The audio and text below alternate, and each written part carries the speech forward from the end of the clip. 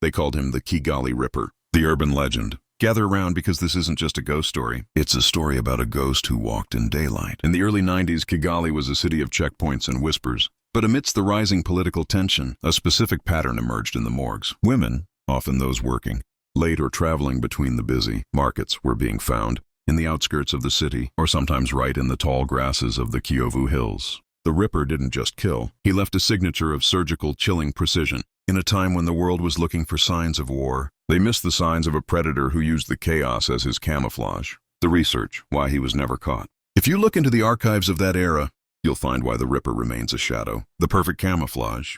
In 1992 and 1993, Rwanda was destabilizing. Small-scale skirmishes and political assassinations were common.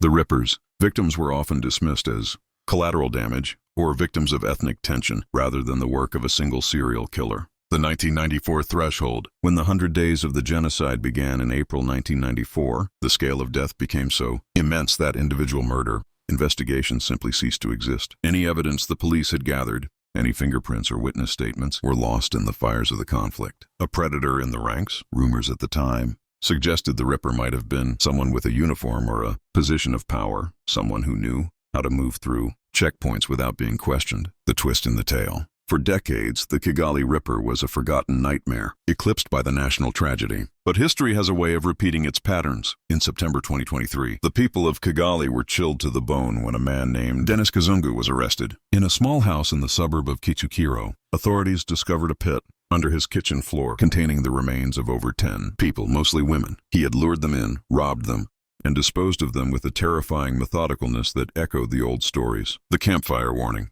The Ripper of the 90s was never officially named. Some say he died in the war. Others say he used the chaos to slip across the border to Congo or Europe, carrying his dark secrets into a new life. But as the wind whistles through the eucalyptus trees tonight, remember this: the scariest monsters aren't the ones with claws or fangs. They are the ones who can stand in a crowd of 1,000 people. And because everyone is looking at the big tragedy, no one notices the man with the quiet smile and the sharp blade.